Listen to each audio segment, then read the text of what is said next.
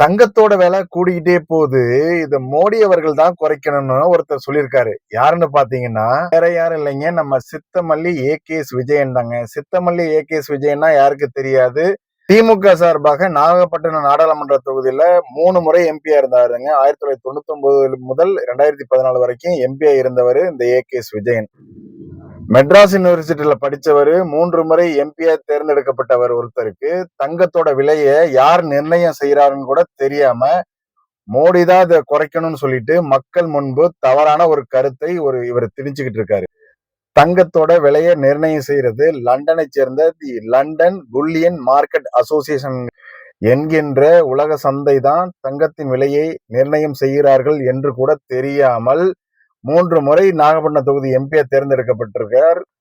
இவர்கள் உலகத்திலே மிக சிறந்த கொத்தடிமைகள் தான் நினைச்சுக்கிட்டு இருந்தோம். ஆனா இப்ப தெரியுது உலகின் மிகச்சிறந்த தற்கொலைகள் என்று.